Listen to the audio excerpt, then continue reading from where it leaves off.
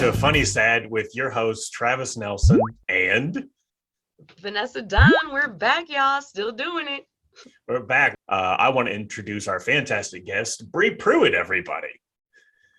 Hello. Hi, Travis. Hi, Vanessa. Thank you for having me.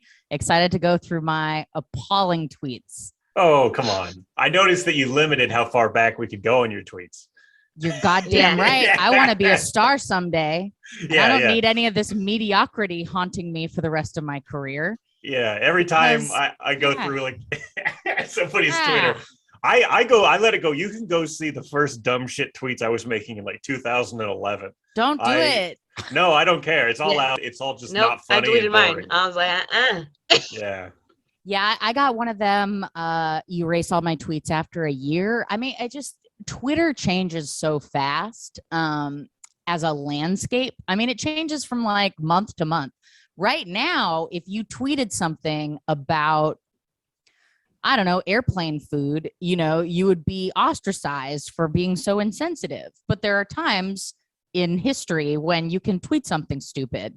So it's tricky, but I appreciate everyone's stand buying their 2007 selves.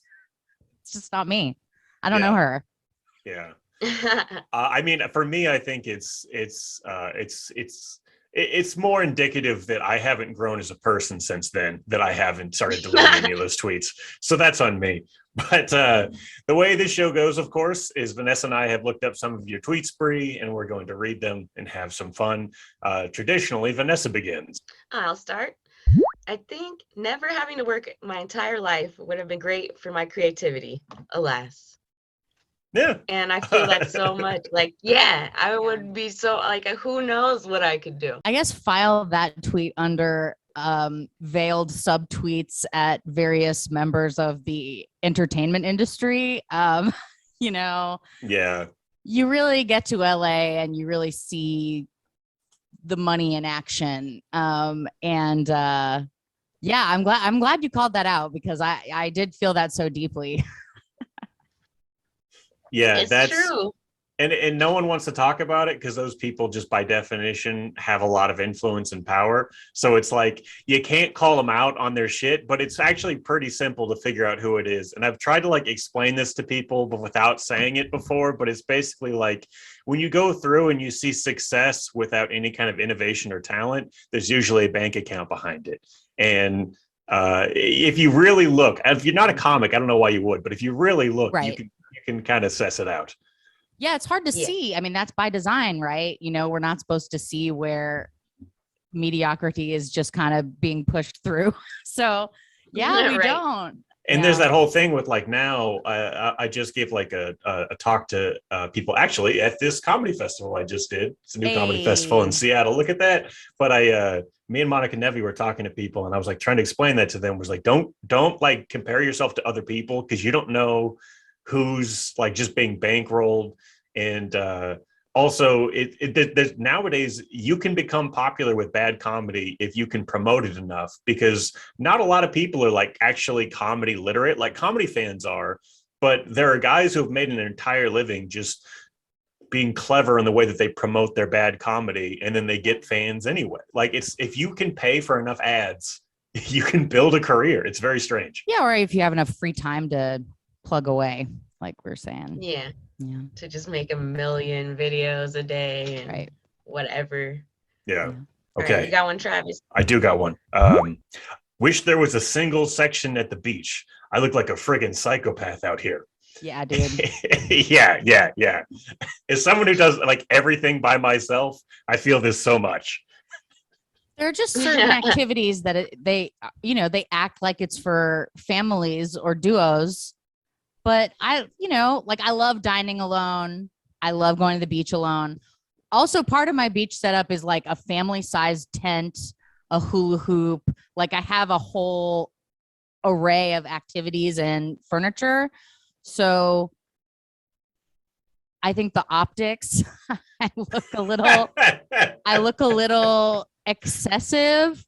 But I stand by that. Yeah, absolutely. We need I would never condemn you for that. I think to me that is just a person who knows what they want and they know how to be happy. And I appreciate that when I see it, because a lot of times, especially like at the airport or like at a movie theater or something, you'll be by yourself and you'll like catch people looking at you and it's like, I saw that look. I don't actually think they're looking, right? We think they're not really looking. They're envious. They don't like the people they're with, you know. They wish that they came to the beach alone. They don't want to ride back all sandy with these fucking 3 people that they were just talking to all day. So that's what I think. Yeah, but they're afraid. They're afraid to be like you, Bri. They're afraid to just embrace the moment. So they're less than you. And I think it's important that we say that. You too, bud. Solo matinee, solo beach people. That's us. Yeah. Changing the world. Yeah. Brave. We're brave. Brave. #brave on that tweet. Yeah. Vanessa, you got one? Yeah. TSA tried to take my boyfriend's cocoa butter, thinking it was a liquid. I inserted myself, got loud, and made them open it up and turn that shit upside down like they were doing a blizzard test at DQ. That's an ally. Like, Bri. Thank you so much. Thank you so much. I just love the visual. Me too. I said upside down. Hold it up. I said, well, okay. First of all, I made a mistake. It was shea butter, not cocoa butter. Okay. But still a solid, still obviously a solid. Enough. And my boyfriend is sweet, but I think he's like not as hyper vigilant as I am. So when we went through TSA, this is coming back from Vegas, went through TSA and he gets pulled out of line. So immediately I'm at his side. I'm like, there's no way that this is there's going to be something here that I need to listen for. It's like when you go to the doctor with your loved one, you're just like listening for some bullshit, you know? So like, I was just listening and I knew that they were like, this is a liquid. And I, you know, it's solid. White TSA agent brings over the Asian supervisor. No point of reference. I had to explain. So I said, tip it over. Tip it over. And that's what they do, I guess, at TSA to test if something's liquid or solid. They do blizzard test. Really? They do blizzard test. Yeah. Wow. Apparently it's needed. So stupid. Yeah. And wow. I hope Dairy Queen gets credit for starting that. I doubt it. I don't think they do. I can't imagine. They should. There was just one DQ employee who got into the TSA game for the money. I mean, that does feel like what TSA is, right? It's just a bunch of people who, you know, it's like you've worked fast food and TSA. And you're at the interview and TSA agents are like, how are you at checking if things are solid? How would you let us know if something was thick? And the DQ guy's like, I know. Yeah, he stood up in front of the class. You guys, I have an amazing idea. TSA, especially like depending on where you're at, like my brother lives in Kansas City, and TSA at the Kansas City airport is like performatively stupid. Like none of it makes sense. I had pre-check and they gave me a laminated piece of paper that says I have pre-check. Instead of, that's their system. They can't look at my phone or ticket to see that I have pre-check. I have to hold a laminated piece of paper that says I have pre-check. Yeah. I don't understand. As a big girl, they always pat me down. I always get a pat down. It is, I don't know why. I don't know. It's just something about my thighs look like bombs. I mean, bomb ass thighs. There you go. Bomb ass thigh. Dangerous thighs coming through TSA. Always right up to my vagine. Always right up the thigh to my parts. It sucks, man. And I'll tell you what, the TSA agents like to act like, oh, we're just buddies. Like, this is just something we're doing. Like, don't worry about it. But I'm like, you are literally patting me down. You're going to act like a cop. I'm going to treat you like one. So I literally put my hands up. I make a suit, not make a scene, but I'm always like, I'm not smiling at you. I'm not going to treat you like this is fun because this sucks. This really sucks. It doesn't make sense. I hate it. So I'm already annoyed So then when boyfriend gets pulled out of line, I'm like, let's go, you know? Yeah, no, I get it. Like, yeah, I Yeah. feel that that's if your job is to dehumanize people, I don't think you Right. deserve to be treated as a human while you're doing that job, Ooh. you know? It's tough. Like everybody got to work, and these jobs are, I don't know, they're probably good jobs. You get to hang out at the airport, which, in Portland, Oregon is the best. In Seattle is fine. But I feel like there's a way to do that job without, you know what I Sure. mean? It's Yeah. that extra step where it's like, you're doing this job for the love of the game to a degree. Yeah, either that or you're just like, you really wanted to be something else, and Ah. they're like 5 years experience, and you're like, fuck it, TSA. If you run into a TSA agent that like clearly just wants to be a TSA agent, like that's their whole shit. Yeah, like you're way too serious about this, sir. Yeah, I've run into a few. And it's funny because the other TSA agents will like rip on them and just be like, calm your shit down, bro. Like it's not. I had this one lady, and I'll never forget because I remember she was like literally sarcastically putting on chapstick and roasting the dude who was like patting me down because he did the wand thing, and I was wearing a t-shirt, and the wand thing said there was something metal in my arm, and he was like, I got to take a look at that arm. And I just remember her like putting on chapstick, like, you gonna take his fucking skin off, idiot? And I was like, I was not expecting solidarity coming from that angle, but that was amazing. Nice. Oh, that's hilarious. You said, Bri, just saw a haircut that was a reverse Friar Tuck. Do you understand?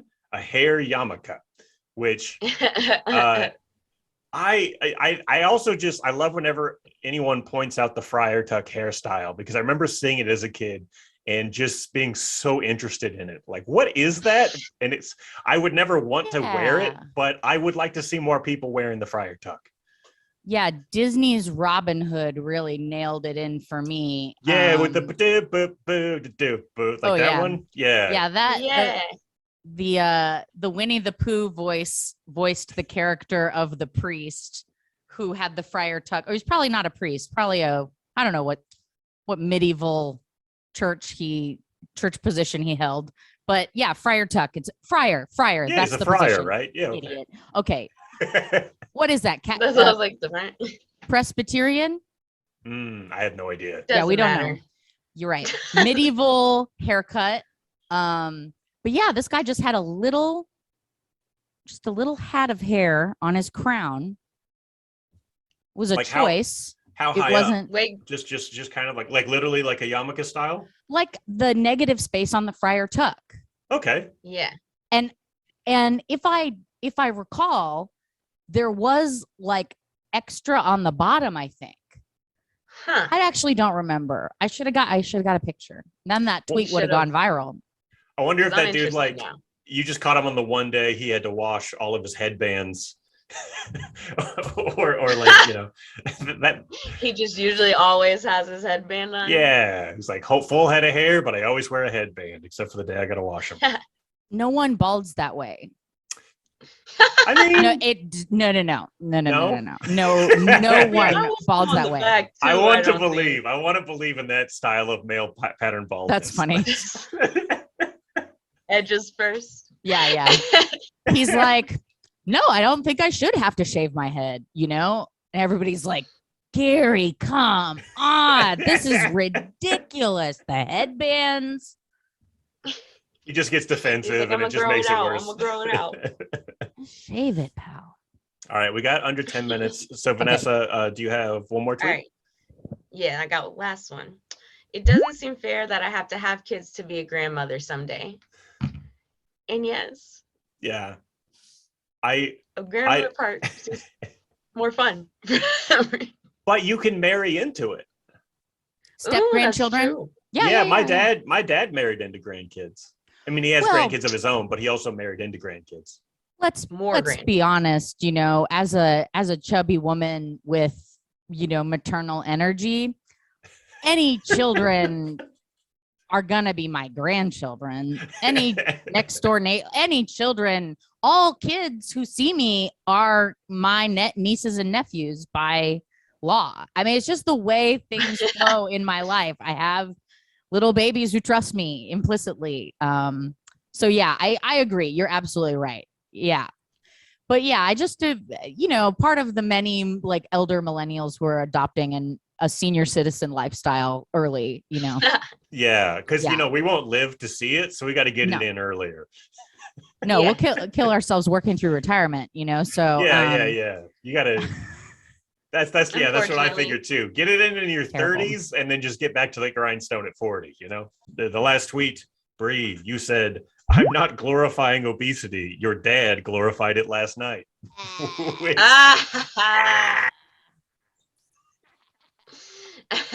Got him. love it. Love a good "I fucked your dad" joke. I fucked your dad. Yeah. How do you like that?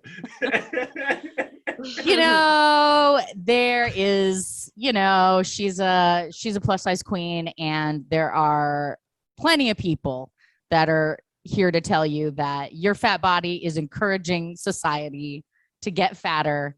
You're making it look too attractive. And to that, I say, the eye of the beholder is certainly, he who smelt it dealt it, you got too stimulated by my obesity. I take a look inside, my friend. Yeah. And yeah. Your dad comes in because the boomers are the worst perpetrators across the board. The ones in my DMs asking me what I weigh because could I take a or something, whatever. But they're the first ones to say unhealthy or bad. Jerks. It's 2022. Just go on. Yeah. Let me fuck your dad. Yo, it's 2022. It's fucking dad. Yeah. It's the hot dad summer. We're all gonna go fuck dads. That's what 2022 is. You guys have to check out this internet clip. I cannot stop watching it. Google, my ex cheated on me, so I fucked his mom. And it's such a good video. That's all. Just have to plug another internet thing. I'm interested. It's so good. Somebody posted it because it's Pride Month and is a gay expression of fucking one's mom. So I loved it. I think that's all the time we have. Bri, Okay. Thank you so much for doing this. Bri, do you want to plug anything? You can follow me at Bri Pruett because on Instagram you can see my beautiful obesity. Fantastic.